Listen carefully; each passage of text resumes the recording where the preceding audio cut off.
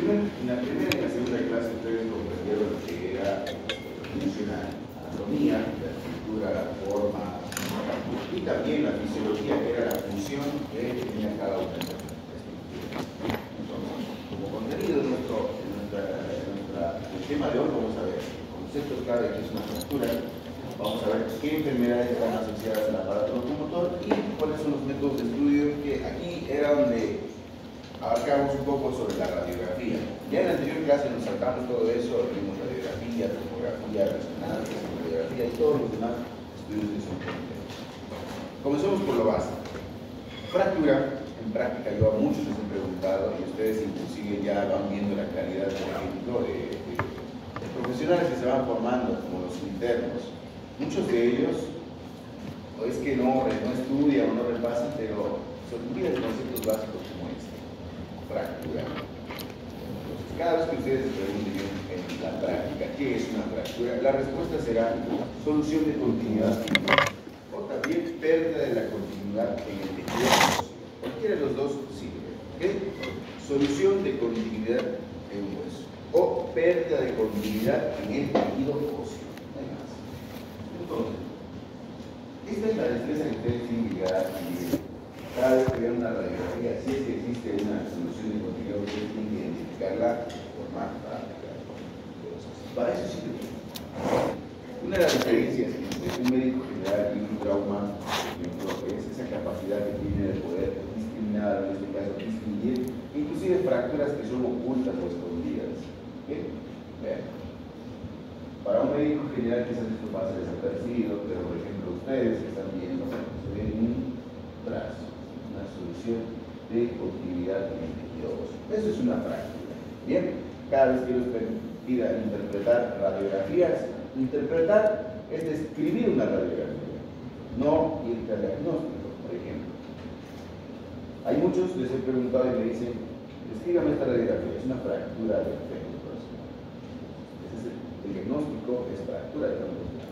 Ustedes tendrán que decir que es una radiografía en proyección AP del fémur proximal, en el cual se evidencia una solución de continuidad a nivel del fémur proximal, o inclusive describir el brazo, un brazo de tipo esqueleto. Entonces, el mecanismo de la fractura ya se conocía hace muchísimo, ¿no? Inclusive vienen hace 15.000 años, en el cual podemos ver un hueso fémur. Esto que ven es un tallo exuberante. Posiblemente esta fractura intentó consolidar, pero como no tenía buen principio de estabilidad, y eso es lo que quiero que entiendan. Los huesos para poder sanar necesitan estabilidad. Ahora, entiéndase por estabilidad que es mantener confrontados los bordes fracturados para que se genere un hematoma y esa sangre se convierta en tejido óseo. Cuando no le das una buena estabilidad, porque esto no queda en reposo, no queda tranquilo, no queda inmovilizado, los micromovimientos hacen que cada vez que se esté construyendo algo ahí, se esté montando, se esté formando tejido óseo, se irrumpa cada vez, eso retrasa la consolidación ósea. Y entiéndase por consolidación ósea que es la forma en la que los huesos salen. Bien. Entonces, para comprender cómo es que las fracturas llegan a darse, ustedes tienen que saber que es por una fuerza deformante. Vean. El principio aquí en este tipo es biomecánico. Existe una fuerza deformante que va a generar una presión o una carga. Y esto depende de qué tipo de material estemos utilizando. Por ejemplo, si es un cartílago se va a doblar prácticamente, porque tiene elastina, tiene colágeno, entonces es un tejido flexible. Pero los huesos no. Los huesos, además de tener colágeno y elastina, también tienen calcio, depósitos de calcio. Entonces, esa característica hace que los huesos sean duros y firmes. Entonces, imaginen que esto es un hueso. Tenemos una fuerza deformante. Es una fuerza de flexión para todos. Este lapicero tiene características flexibles y elásticas, obviamente por el material por el que está elaborado. Los huesos también tienen un punto en el cual van a poder flexionar. Y llega un punto en el que no se flexiona más. A ese punto se conoce como zona inelástica. Ya no es más elástico el hueso. Y cuando se llega a este punto, ocurre un trazo fractural. ¿Okay? Para que ustedes entiendan, el hueso se rompe.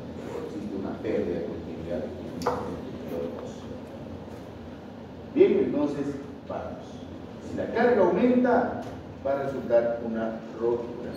Entonces, las fuerzas deformantes van a hacer que se pierda esa capacidad de flexionarse o en este caso de doblarse. Bueno, ahora, antes, en traumatología esto era un poco más estándar. Venía el docente y te decía, los tipos de fracturas son, te decía, transversa, obliqua corta, obliqua larga, estiroidea, conminuta, en ala de mariposa, multifragmentaria o espiroidea. Y que acababa. Pero ahora no, ahora se ha visto que existe la necesidad de que ustedes, además de saber que existen este tipo de trazo, ustedes tienen que irse más atrás y buscar cómo es que ese trazo se originaba. Por ejemplo, si yo genero una presión y una acción de una fuerza deformante en flexión, va a generar un tipo de trazo. Flexión. Trazos en cuña, también conocidos como tercer fragmento. Y ese es el típico ejemplo de las fracturas de clavícula. El paciente cae, golpea el hombro, la parte distal va en contacto con el suelo. ¿Okay? Y el cuerpo flexiona desde la parte del esternón, la parte proximal, la clavícula, y hace esto. Golpea en el suelo y aquí está fijada en el esternón. Fuerza de flexión en la clavícula. Y va produciendo un trazo. Y es por eso que las fracturas de clavícula, más del 90% son un tercer fragmento o cuentan con un fragmento más. Entonces, ustedes tienen que llegar a comprender que las fracturas no solo se constituyen en este tipo, sino que existe una fuerza de tipo deformante, un mecanismo de acción que va a generar el trazo. Y sirve para comprender cómo es que se origina la rotura de los huesos. ¿Okay? Bien. Ahora, vamos a tener, por ejemplo, fuerzas de tracción. El típico ejemplo de la fractura del codo de niñera. Se llama fractura del codo de niñera porque es la niñera quien cuida al niño, hace el niño el berrinche, se molesta a la niñera, agarra del bracito, del antebrazo y jala al niño con una fuerza de tracción. Y se produce fractura de codo. Un trazo de tipo transverso. Es una fractura por tracción. Que igual también se puede dar en accidentes de tipo industrial, donde quedan atrapados y sufren ese fenómeno de tracción o estiramiento. Entonces, fractura transversa. Bien, ahora, fuerzas de compresión. Todo lo que sea por aplastamiento, por ejemplo, en mano, golpes con martillo, en este caso, peso también, en el pie igual, caer un combo, lo que sea, todo lo que sea en acción de compresión va a poder generar un trazo de compresión. Que aquellas que sean en espiral generan un trazo, por ejemplo, aquellas que sean en torsión generan un trazo en espiral. El día de ayer vimos fracturas de cadera, una de ellas era de un paciente joven y otra de un paciente anciano. El paciente anciano siempre tiene este tipo de trazo en espiral, porque la parte del trocánter, esa que vieron al principio, se debilita con el pasar del tiempo, hace mecanismos de torsión y se fractura ese tipo de espiral. Al igual que las acciones, por ejemplo, en accidentes de tránsito o pie fijo encajado en cualquier tipo de trampa, lo que sea, rejilla, todo lo que produzca un mecanismo de torsión va a producir un trazo de tipo espiral. Para eso sirven este tipo de mecanismos de acción. Ahora, depende mucho de la calidad ósea también el trazo de fractura. No es igual que se produzca en un hueso normal que en un hueso osteoporotico. ¿Okay? Vean, cuando escuchan el término hueso osteoporotico, esto se refiere a la capacidad de la densidad ósea. Si yo pongo a pesar el fémur de un paciente de la tercera edad, de un adulto, versus un fémur de uno de ustedes, por ejemplo, 18 años o 20, 21, entonces la tendencia es que el hueso del paciente anciano, supongamos que va a pesar 2 kilos, y el paciente joven va a pesar 3, 4 kilos. Pero ¿qué pasa? Si tienen inclusive el mismo tamaño, la misma forma, los dos tienen trocánteres, velocidad y todo lo demás, lo que sucede es que existe una diferencia en la composición interna de la arquitectura de la densidad ósea. ¿Okay? Entonces, mientras mayor estructura tenga, este es un hueso normal. Mientras menor estructura tenga y sea más poroso, y ahí de nombre, osteoporosis, entonces va a ser más débil y más frágil este es un poroso. Entonces, vamos a ver que existen factores patológicos en general. Puede haber, por ejemplo, asociadas a enfermedades, puede estar asociadas a enfermedades metabólicas, a, por ejemplo, alteraciones como el transcurso de edad, la menopausia, todos esos factores van a generar estas cosas. ¿Ok? Ahora, la Organización Mundial de la Salud nos lanza un concepto que es un poquito confuso de entender. Ellos realizaron un estudio y vieron que la población, por ejemplo, joven, tenía este tipo de densidad ósea. Pero se dieron cuenta de que como pasaba el tiempo o la edad, por ejemplo, se tornaba más poroso, más frágil. Entonces, hicieron una línea, una tabla y dijeron, bueno, los que estén por debajo de esta línea van a ser osteoporosos. Bueno, marquemos bien el trazo, va a ser 1, 2, bueno, 2.5. El desvío estándar es menos 2.5 para decir que un paciente tiene osteoporosis. Que no es una tabla, no les van a preguntar, no entra en el examen eso, pero es que ustedes conozcan en qué sentido o cómo se basa para decir que es osteoporosis. Bien, ahora, ¿cómo es que la osteoporosis se genera? Recuerden que nosotros tenemos células óseas, los osteoblastos y los osteoclastos. Los osteoblastos que son los promotores, por ejemplo, de la matriz extracelular, la densidad ósea, todo, la arquitectura. Y tenemos los osteoclastos que producen lo que son la remodelación ósea, que lo hacen a través de, en este caso, fagocitosis, en este caso, reordenamiento celular. Entonces, tiene que haber un equilibrio entre ambos. En el momento en el que los osteoclastos se vean más activados que los osteoblastos, entonces ahí comienza a aparecer también la osteoporosis. Y es un típico caso, en este caso, del envejecimiento celular. Las células envejecen. Va ligado también a esto. Es por eso que los pacientes de la tercera edad están más vinculados a este tipo de patologías, generar osteoporosis. Bien, entonces, hay un desequilibrio entre la producción y la destrucción de este tipo de células. Pero ahora, ¿por qué es importante estudiar osteoporosis?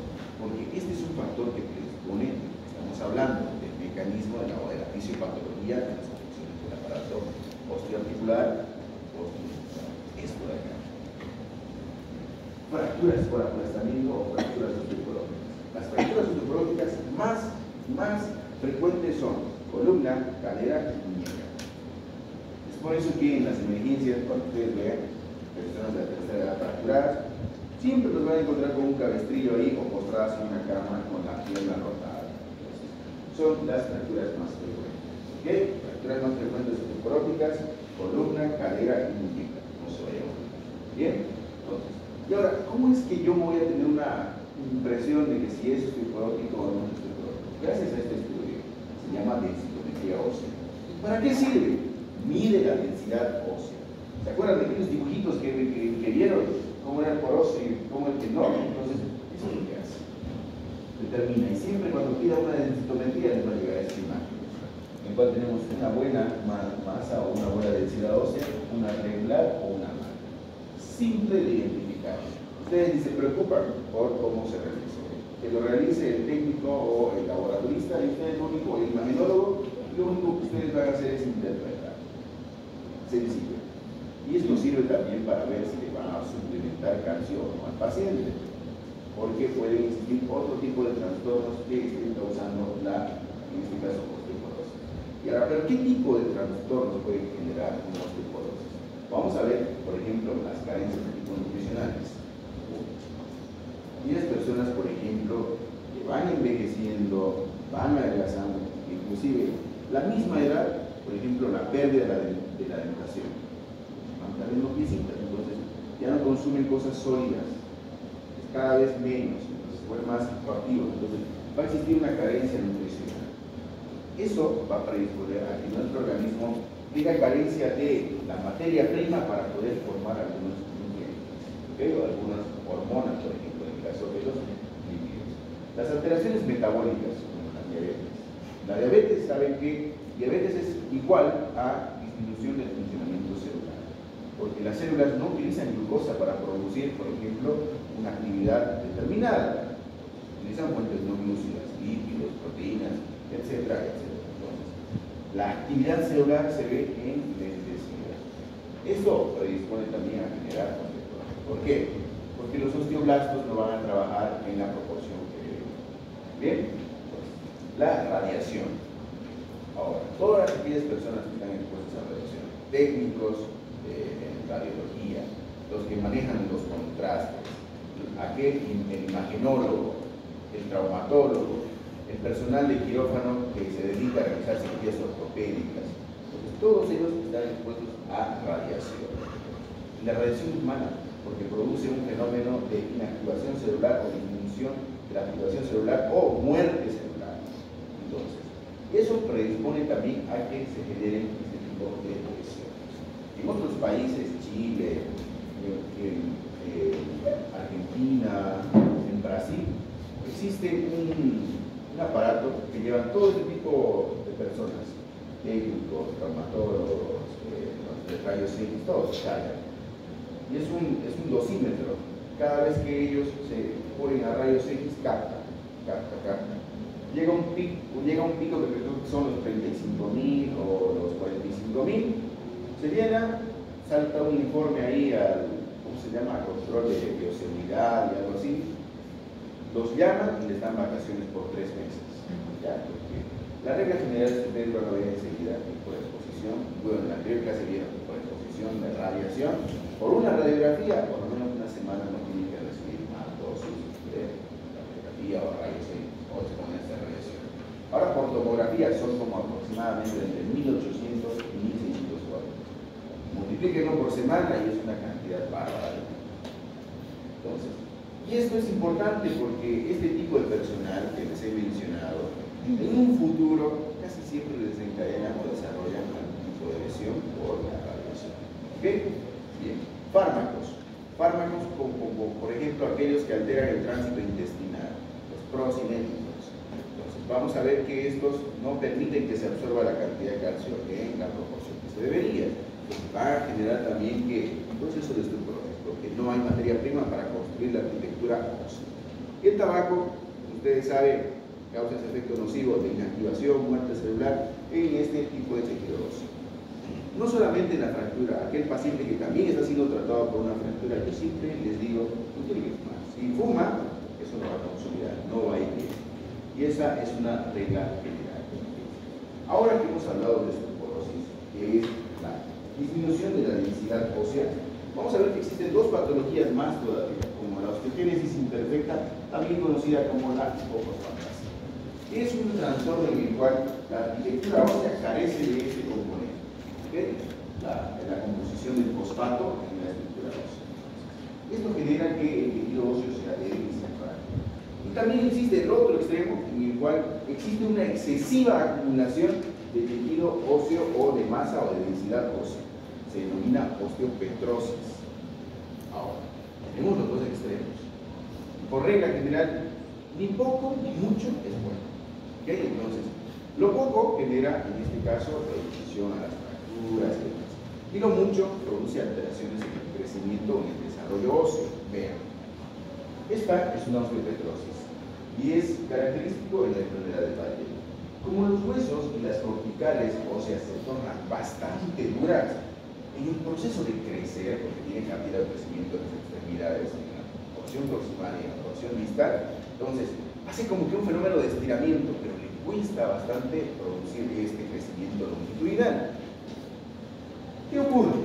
Como es duro de crecer, en este caso de estirarse o elongarse, genera este tipo de alteración, en este caso angular, una deformación, para que la entiendan, se dobla. ¿Okay? Porque cuesta mucho, y es muy duro, y es muy sólido, y es muy rígido, que este crezca en el eje longitudinal. Ni poco, ni mucho es bueno. Bien, ahora, como parte también de la clasificación de las fracturas está según el grado de energía. No es igual una de baja energía como de alta energía. Ejemplo, la fractura de ese abuelito que giró y porque estaba frágil el fémur, se rompió. Listo.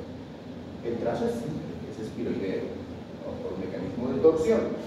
Ahora, no es igual cuando tú estés caminando y aparezca un auto o un vehículo y te produzca una lesión por alta energía. La principal diferencia es que quizás no solo vas a tener una fractura, sino varias. Y otra diferencia va a ser, no va a ser un trazo simple, no es una fractura estiroidea, va a ser una fractura como esta.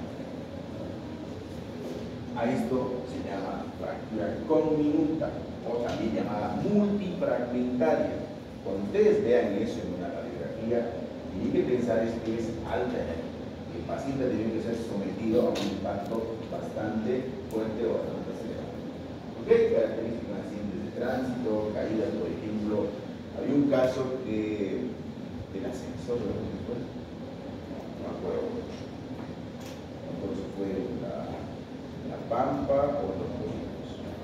Se cayó del segundo piso del ascensor, la señora cayó con los pies en pie de estación y se produjo este tipo de lesiones. Trauma axial de alta energía, una caída de gran altura. ¿Okay? Entonces, lo característico es producir lesiones multifragmentarias. Y no acaba ahí. Van a ver que todos los accidentes de tránsito no solo producen este tipo de mecanismos de lesiones, también vienen asociados a lesiones de partes blandas. Por ejemplo, es mucho más frecuente tener una fractura expuesta en un accidente de tránsito que el abuelito ese que apenas se dio vuelta. ¿Ya? Entonces, esa es otra característica. Pero ¿qué importancia tiene que tenga o no tenga herida en la piel si igual el hueso está roto? Pues que la exposición ósea al medio externo es otro punto que se llama fractura expuesta y lo vamos a estudiar más adelante. Esa es la importancia de la diferencia. Bien, entonces, aquellos que son de baja energía pueden ser el abuelito. Apenas se dio vuelta, caídas de propia altura y todo lo demás. El familiar siempre llega manifestando, se estaba queriendo cambiar, se estaba queriendo poner el pantalón, o se estaba bajando de la cama, se estaba acomodando, o estaba queriendo subir al baño, o a la taza y todo lo demás. Todas son caídas de propia altura en este caso. Están asociadas a huesos, en este caso osteoporóticos, en el típico paciente anciano. ¿Okay? Fracturas comunes, muñeca, cadera y columna. Bien. Ahora, hay más todavía. No acaba con que el fragmento óseo queda en este caso proximal y distal, o sea, que se fracture o que se rompa, que exista una rotura, sino también que existen mecanismos que van a producir deformación que se llaman desplazamientos. Cuando ustedes en una radiografía vean que el hueso que tiene que estar en esta disposición está en esta y esta disposición superior y el otro inferior, a eso se llama desplazamiento. Y no acaba ahí, ¿no? O sea, no es solo que esté desplazado, sino que recuerden que una porción fracturada, un hueso en específico, si se fractura, cumple una función como una cuchilla interna. Y recuerden que adentro existen estructuras enormes, como cuáles, nervios, arterias, venas, que pueden llegar a ser comprometidas, inclusive el propio tejido muscular, que si se desgarra, pues no va a poder generar un tipo de movimiento. Ahora lo vemos. Los desplazamientos entonces se generan por las propias inserciones tendinosas de la fibra muscular. ¿Okay? Este es el ejemplo de una fractura del antebrazo desplazada por la inserción del pronador redondo. Ustedes recuerdan que el pronador redondo se va a insertar allá en esa porción del codo. Entonces, la acción de este músculo es pronar. Entonces, se produce un desplazamiento. Cuando ustedes vean que en una radiografía los fragmentos no están en continuidad, sino desplazados, piense que es la inserción muscular quien está desplazando esta fractura. Es por eso que es importante reconocer para poder realizar la inmovilización. Está desplazado por el base posterior, es decir, el movimiento contrario, tomando en consideración qué tipo de músculo está afectado o involucrado. ¿Bien? Para eso sí. Ahora, dentro de los grados de desplazamiento, simple, no desplazada y desplazada. Recuerden, el bisel que se vaya a formar puede llegar a producir partes blandas. Hay un ejemplo de hace poco, creo que son unos 4 meses, había un youtuber que estaba jugando a hacer pulsetas. ¿Sí? Ahora, les pregunto a ustedes, pulseta, ¿qué tipo de mecanismo es? ¿Qué tipo de trazo va a generar?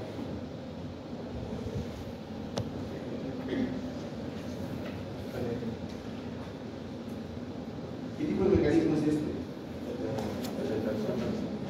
¿Cuál? Tracción. ¿Cómo? Mecanismo de torsión. Torsión. ¿Por qué es torsión? Porque el hombro se queda fijo. Y quien gira es el codo. Entonces genera un mecanismo de torsión. ¿Cuál es el hueso que se va a fracturar? Ahora, ¿y cuál es el tipo de trazo en un mecanismo de torsión?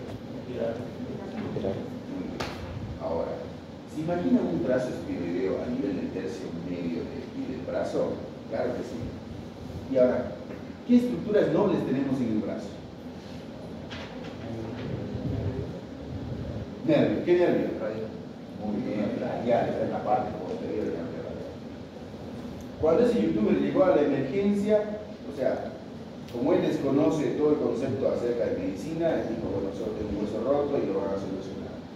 Pero ahí no acabó el problema. El problema era que no podía hacer la extensión de la mano sobre el antebrazo.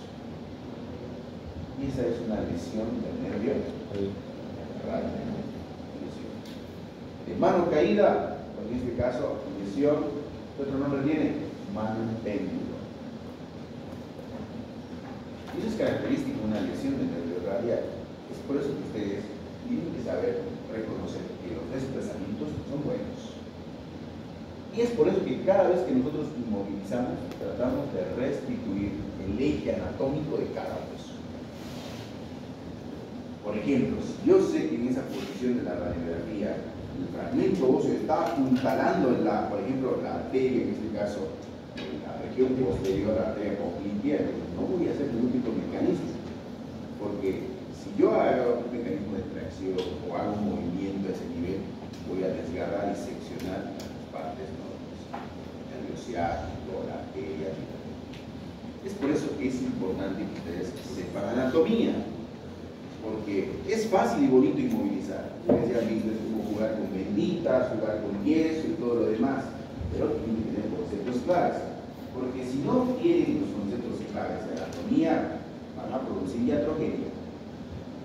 Inmovilizar, por ejemplo, una lesión, una fractura de húmero, no saben cuántos casos de iatrogenia he escuchado. Entonces, cuando el traumatólogo va y ustedes vean que tiene una lesión de húmero, pues, a ver, por favor, haga esto. Levante la muñeca y haga esto. Porque todo esto son movimientos, es la combinación del nervio radial. La extensión de la mano sobre el antebrazo es radial. La extensión del dedo pulgar es nervio radial. ¿Cómo valoro que esté sano? Hacer esto. Levantar y hacer esto. Ya está. Porque, ¿qué ocurre? Lo inmovilizaron, algo pasó, inclusive en la misma cirugía puede producirse una lesión, en este caso nerviosa. Y eso es la cirugía.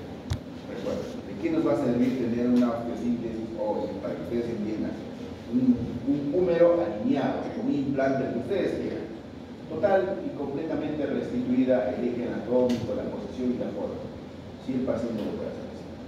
¿Tiene sentido? ¿Okay? Bien. Bueno, ahora, todas aquellas fracturas que también se eliminan por sobrecarga también están asociadas a las fracturas por osteoporosis. Por ejemplo, estas en ancianos que eran de muñeca, que eran de cadera, que eran de columna. Todo aquel ejercicio de sobrecarga en un hueso osteoporótico para predisponer este tipo de fracturas. Ahora, llega la emergencia, el paciente típico, dolor en la espalda, tercera edad, se puso a cargar cosas, obviamente que no van de acuerdo a esa edad, tiene que pedir una radiografía económica porque puede existir una fractura por sobrecarga. Así se llama, por sobrecarga. ¿Okay? Otro tipo de fractura por sobrecarga también, o fatiga, es el que ocurre en los soldaditos. Todos aquellos que alguna vez han hecho militar o han hecho cuartel, hay algo en el militar que, por ejemplo, si no lo puedes hacer, tienes que inventarlo y hacerlo más todavía. Eso produce una lesión por sobrecarga o fatiga. Las lesiones más frecuentes son, por ejemplo, fracturas diafisarias de tipo trotar, marchar, producir carga axial, producir fatiga, puede producir este tipo de fracturas, también conocido como fracturas por estrés. Ahora, no solo los soldaditos, tienes personas que tienen una afición o una predisposición obsesiva por realizar algún tipo de ejercicio. Las bailarinas, las mujeres también pueden cansar, las que practican ballet, la obsesión de pararse en punta, por ejemplo, la inserción del tendón en la base del quinto metatarsiano, produce una fractura por estrés, una fractura por fatiga. Y cuando me llega, se está preparando para una competición nacional y estaba practicando, no se cayó ni se volteó. Radiografía, fractura de quinto Hay un proceso en los niños. A estos, no sé por qué, pero hay una tendencia a partir del 2000, creo que es el reflejo del sueño frustrado de los padres, de meter a todos los chicos a escuelas de fútbol. Entonces van y hacen ejercicios, y el niño llega con un dolor en la porción anterior de la tibia, justo en la TAT. Radiografía, existe una fractura por estrés. Entonces recuerden, al ser niños es elástico, pero al ser elástico también pueden generar avulsiones, también conocidos como fracturas por fatiga o fracturas por estrés. Hay que tener mucho cuidado en ellos. ¿Ok? Bien. Todo eso respecto a la fisiopatología del aparato.